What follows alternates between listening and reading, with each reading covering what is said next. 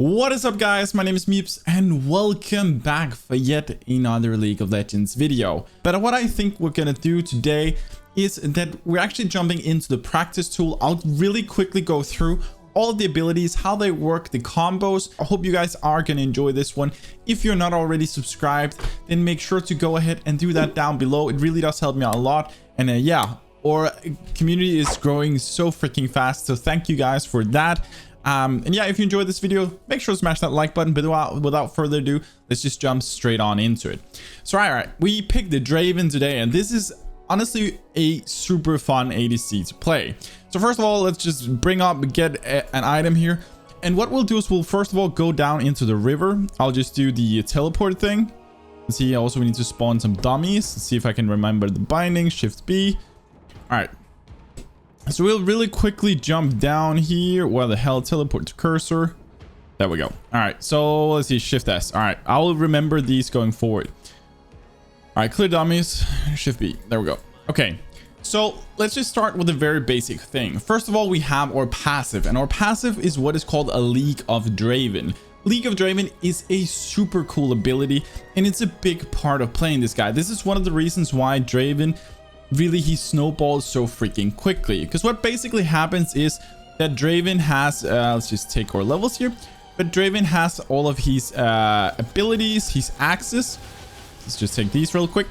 So we'll talk a bit more about the axe, but generally speaking, Draven has this axe that he can summon whenever it hits something. Then he can catch this axe once again, which is pretty cool. Basically what this does is, you can see down here, he gets a stack of what is called adoration. And adoration is specifically what League of Draven is all about, his passive. So basically this one just says that whenever Draven catches one of these spinning axes, or if he kills a minion or a monster, monsters are the neutral things in the forest, he gains one stack of this adoration. And you might be looking at me and be like, MipZ, but what is a stack of adoration? And this is pretty cool, because whenever that Draven kills an enemy champion, then he cash in this adoration stacks. Each of these stacks gives him +2 gold, and for just getting them in, he gains 25 gold. So this means if he has 100 stacks, he gets 200 gold plus the 25 gold for cashing it in. This is awesome, because this basically means that, as you can see right here, every time we pick up an axe, we get a stack of adoration, which is equal to 2 gold if we kill an enemy. However, if Draven dies, then he loses 75% of all of his stacks. So Draven really does not like to die, like at all. Like, he does not want to die. It's a bad idea. So yeah, this is kind of the basics of the passive. It allows you to stack off adoration, and each adoration stack gives you 2 gold, and when you cash it in, he gets also a plus 25 gold. So let's say that you kill 2 enemies in a row, you kill one, you cash in all of like 100 stacks, then you get like 200 plus the 25, so you get 225, and then you kill the other enemy straight after, and you don't have any stacks at this point, maybe, or maybe you have a few, but then you still get an extra 25. So you can see how this snowballs really quickly. Not only does League of Draven do this, but it also allows Draven, if he kills 6 minions in a row, I think we'll go to lane and show you guys this. Shift S. If you go to lane and you kill 6 minions in a row, then he's gonna actually start stacking twice or 2 stacks of adoration at a time, which is super cool until he starts failing it. So let's just start doing this and see if we can make sure that we don't fail. There we go. Okay. So at this point, we're starting to just stack up real quick. And this is what makes it so awesome. So you're actually going to start to stack really quickly as you have 2 adoration. Because we haven't failed any minions. So let's just make sure we kill one here. You can see right here, as we catch that one, we get an extra 2, which is freaking awesome.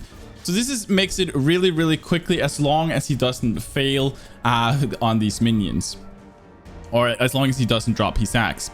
Okay, so that's all League of Draven does. So ideally, the way you get most of these stacks are, of course, when you have your axes is that you don't drop the axe, so you don't lose the momentum of maybe getting to this point where you get 2 stacks per killing minion. And you of course try and catch as many axes as possible, because if you get 2 stacks from killing a minion and 1 stack from catching the axe, that's actually 3 stacks in just 1 throw, which is pretty cool.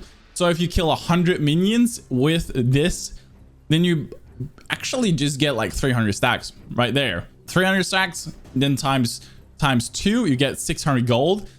Like, you can see how this snowballs pretty quickly. So League of Draven is something you really want to think about. But remember, dying loses Draven 75% of his stacks.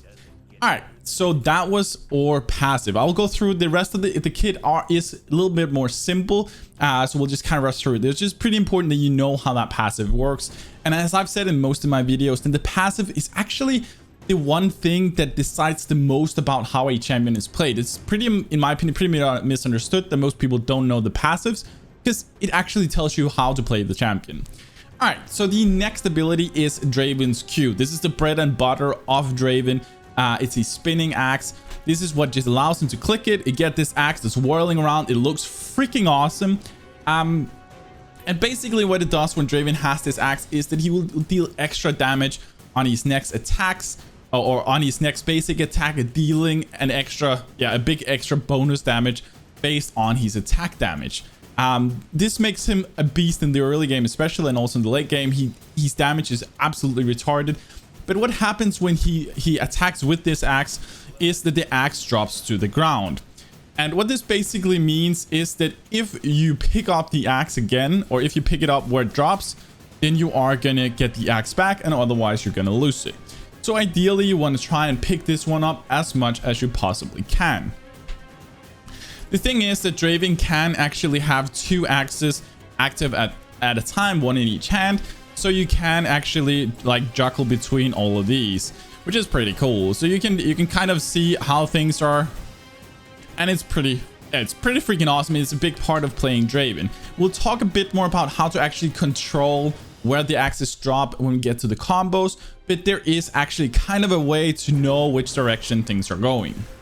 So that is all for the Q. That's it. We'll talk more about the positioning of axes as we get to the combos. The next ability is what is called Blood Rush, and Blood Rush is also kind of a cool one. What this allows you to do is basically that it allows you to get a big increase in movement speed and also attack speed for 3 seconds. When you click this one, you can see Draven starts to run a lot faster. He's like, wow. He runs faster and he gets more attack speed, which is awesome. The movement speed decreases kind of rapidly over time, so that's something that you need to know. So for this reason, you always want to try and get this one reset. The thing is, we'll just take this one off.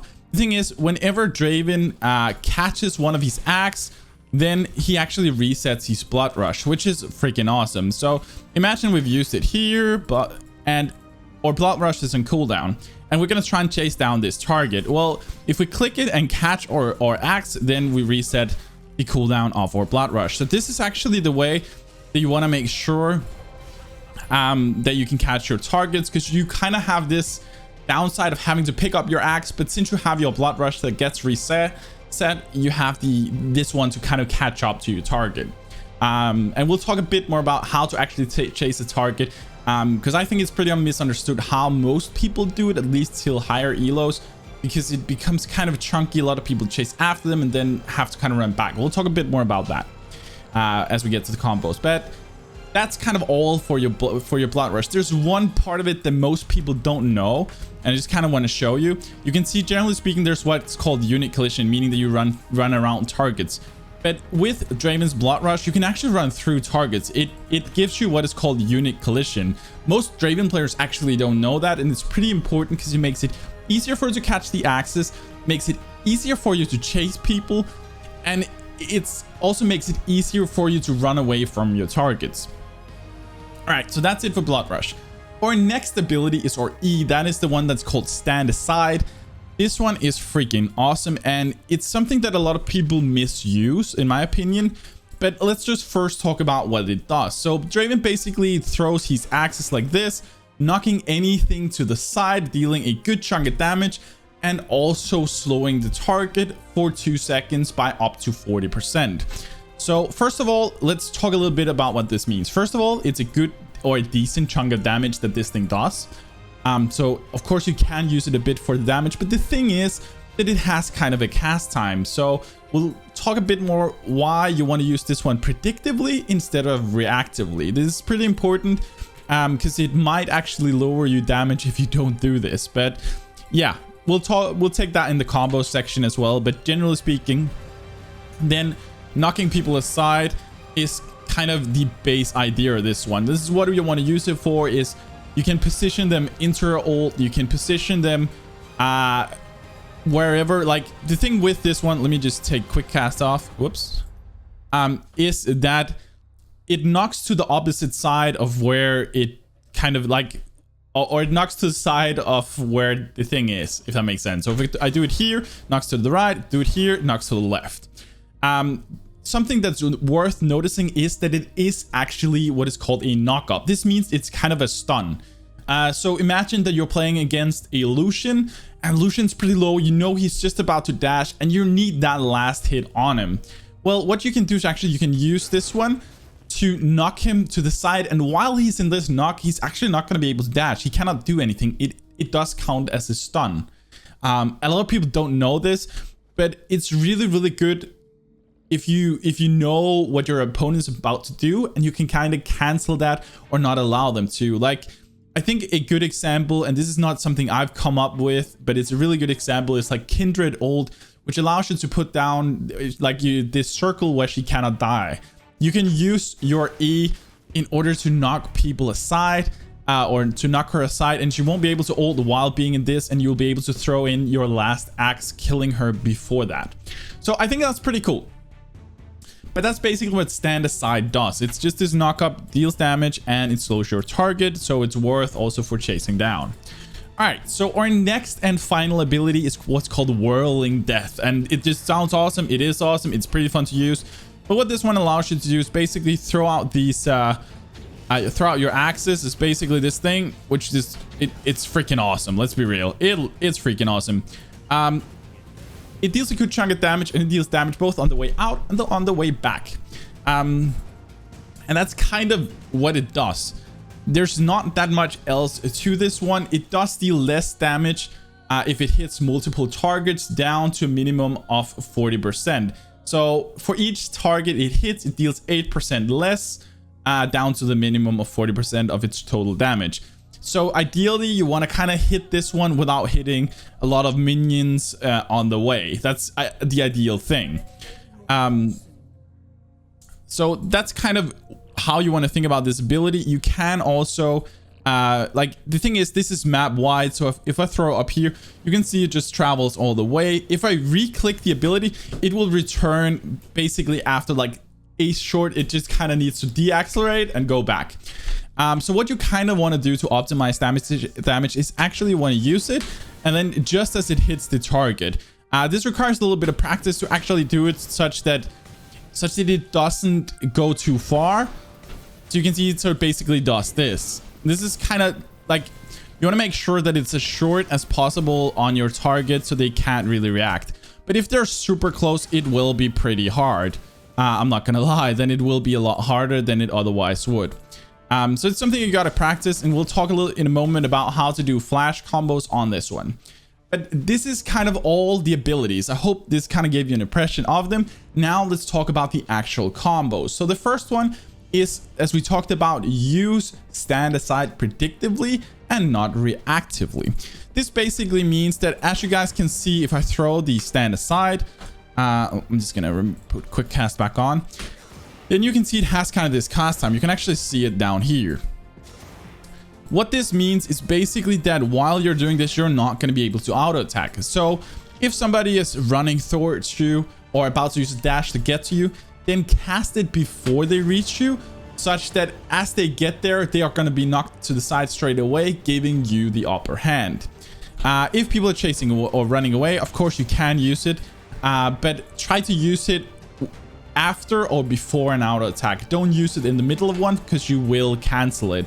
Because honestly, that's kind of how you need to think about this one. And there's another thing, and this is also with or this is in terms of your W, your blood rush, is that you don't want to be using blood rush on top of your auto attack, because sometimes it will actually interrupt it, which is kind of frustrating. So make sure you use it before or after an auto attack to make sure that you don't cancel it. So that's kind of that portion of it. Okay, so Old Flash is kind of one of the more flashy plays that you can do. It's pretty fun, but basically it means that you can just throw that one. You can use your flash to redirect its direction.